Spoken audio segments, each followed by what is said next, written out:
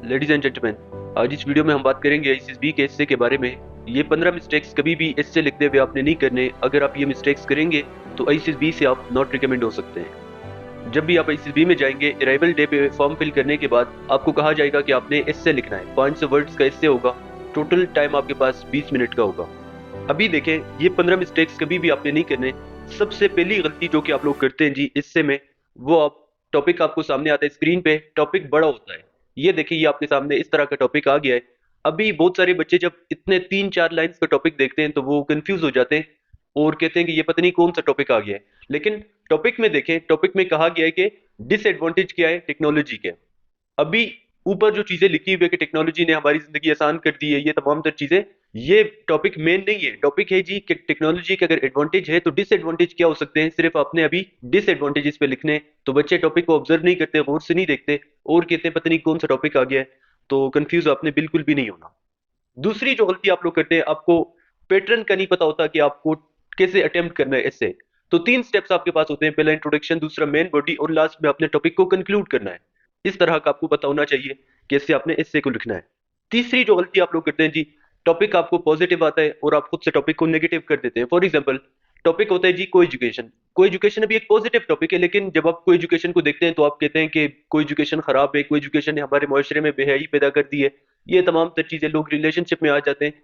एक चीज, एक टॉपिक आपके सामने आ गया है तो आप उस पर पॉजिटिव क्यों नहीं लिखते, आप उस पर नेगेटिव क्यों लिख रहे हैं। ये आपकी सोच है कि एक चीज आपको मिल गया है, उसमें आप पॉजिटिविटी देख रहे हैं या उसमें आप नेगेटिविटी देख रहे हैं। तो ये इंपॉर्टेंट है। कभी भी आपने कोई एजुकेशन या इस तरह से पॉजिटिव टॉपिक आ जाए तो उसको नेगेटिव खुद से नहीं करना। इसके बाद टॉपिक आपके पास नेगेटिव होता है और आप टॉपिक को नेगेटिव ही लिख देते हैं। फॉर एग्जांपल, उस दिन टॉपिक आया था जी, 1 महीना हो गया है, टॉपिक आया था कि हमारे जो पॉलिटिशियंस है वो पाकिस्तान को डिस्ट्रॉय कर रहे हैं। अवर पॉलिटिशियंस आर डिस्ट्रॉइंग पाकिस्तान। तो तमाम तर बच्चों ने कहा बिल्कुल, इनको अपनी पड़ी है, तमाम तर जो सियासी लीडरान है वो करप्शन कर रहे हैं। ये तमाम तर चीजें जब आप अपने मुल्क के बारे में, अपने मुल्क के सियासतदानों के बारे में ये बातें कर रहे हैं, तो क्या ये आप एक अच्छे ऑफिसर बन सकते हैं?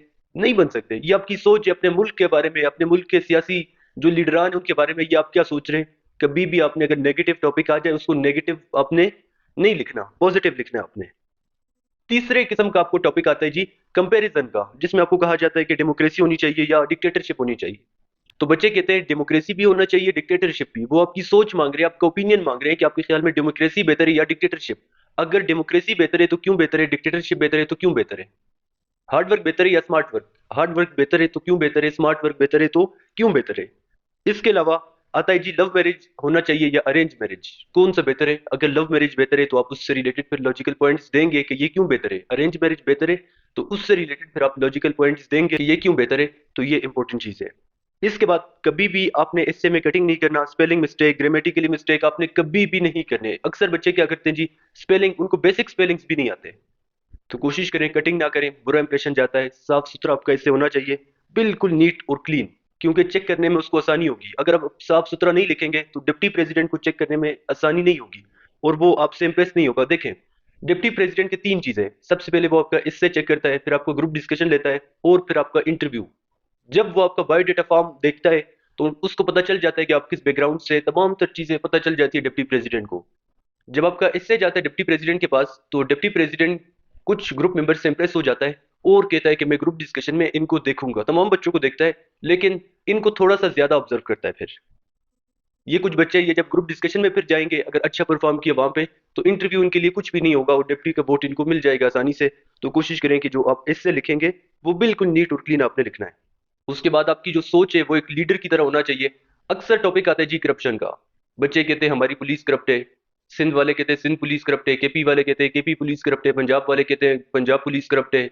तो जब आप, ये आपकी सोच होगी कि हमारी पुलिस करप्ट है, कोई कहते हैं हमारी अदालतें इस तरह से हैं, कोई कहते हैं हमारी सियासी लीडरान। अक्सर टॉपिक मैंने देखा है करप्शन पे, लोग कहते हैं नवाज शरीफ, पीटीआई वाले कहते हैं जरदारी और दूसरी पार्टी वाले कहते हैं इमरान खान। जब आपकी सोच ये होगी अपने मुल्क के बारे में, अपने इदारों के बारे में, अपने पॉलिटिशियंस के बारे में, तो कभी भी आप आईसीएसबी में अच्छी तरह से परफॉर्म नहीं कर सकते। इसके बाद टाइम मैनेज नहीं हो सकता बहुत सारे बच्चों से। 20 मिनट का टाइम होता है, 500 वर्ड्स आपने लिखने होते हैं। तो इसके लिए जरूरी है कि यहाँ पे आप प्रैक्टिस करके जाएं। जब प्रैक्टिस करके जाएंगे तो वहां पे टाइम मैनेज कर पाएंगे। अगर प्रैक्टिस नहीं होगी आपकी तो टाइम नहीं मैनेज कर पाएंगे आप। इसके बाद जो अहम गलती आप लोग करते हैं वो ये कि आपके पास जो पेन होता है, इंक वाला पेन आप लोग लेके जाते हैं। जब उससे आप लिखते हैं दरमियान में वो इंक छोड़ देता है, आपकी पेज को खराब कर देता है। तो कभी भी आपने इंक वाला पेज नहीं लेके जाना। और अक्सर बच्चे क्या करते हैं, सिर्फ एक पेन अपने साथ लेके जाते हैं, जब दरमियान में पेन रुक जाता है, बंद हो जाता है, लिखना छोड़ देता है, तो फिर एक दूसरे से मांगते हैं। एक दूसरे से आप नहीं मांग सकते पेन। दो पेन आपके पास होने चाहिए, एक अगर बंद भी हो जाए तो दूसरा आपके पास होना चाहिए। कभी भी वो पेन नहीं लेके जाना आपने जो कि दरमियान में रुकने वाला हो, क्योंकि वो आपका टाइम जाया कर देगा। इसके बाद अक्सर बच्चे जोहर हाल में बैठे होते हैं, एक दूसरे से सवाल पूछते हैं, अच्छा इकोनॉमी का मतलब क्या है, क्या डिसएडवांटेज हो सकते हैं, बाकी बच्चों से पूछते हैं, स्टाफ से पूछते हैं कि सर इसका क्या मतलब है, इसका क्या मतलब है, इसमें मैं क्या लिख सकता हूँ। तो चेस्ट नंबर्स आपका सामने लगा होता है, कभी भी आपने गलती नहीं करनी। इसके बाद बहुत सारे बच्चे क्या करते हैं, वो कहते हैं जी ओके स्टॉप राइटिंग, टाइम आपका खत्म हो गया है। तो बहुत सारे बच्चे उसके बाद भी लिखते हैं कि चलो यार मुझे रोक तो नहीं सकते। वो आपको रोकेंगे नहीं, लेकिन आपका चेस्ट नंबर नोट करेंगे। कभी भी ये गलती आपने नहीं करनी। और जो सबसे आखिरी गलती है वो आप इस बी में नहीं, यहाँ पे अभी कर रहे हैं आप लोग। अभी आप यहाँ पे इससे को सीरियस नहीं लेते। जब आप आगे ISSB में जाएंगे तो ISSB में इससे रिलेटेड आपके पास नॉलेज ही नहीं होगा। आपको पता ही नहीं होगा कि कौन से टॉपिक्स रिपीट होते हैं। इसके लिए जो हमारे स्टूडेंट्स होते हैं उनकी कंप्लीट तैयारी होती है। जो भी रिपीटेड टॉपिक्स होते हैं सब उनको मिलते हैं, यहाँ पे वो प्रैक्टिस करते हैं, उनका इससे चेक होता है डेली कि क्या मिस्टेक आप लोग कर रहे हैं। जब उनको अपनी गलतियों का पता चलता है, जब आगे वो ISSB में जाते हैं तो दोबारा से वो गलतियां नहीं करते। देखिए, अगर आप यहाँ पे गलती करेंगे तो आपके पास दूसरा चांस मौजूद है, दूसरी बार करेंगे तीसरा भी मौजूद है। लेकिन अगर आप वहां पे गलती करेंगे ISSB में, फिर आपके पास दूसरा चांस नहीं है। इसीलिए जरूरी है कि यहाँ से तैयारी करके जाएं। कंप्लीट हम आपकी तैयारी करवाएंगे ISSB की। अगर आप लोग इंटरेस्टेड हैं तैयारी करने के लिए, ये जो स्क्रीन पे आपके सामने व्हाट्सएप का नंबर शो हो रहा है, इसी व्हाट्सएप नंबर पे आप हमसे रब्ता कर सकते हैं।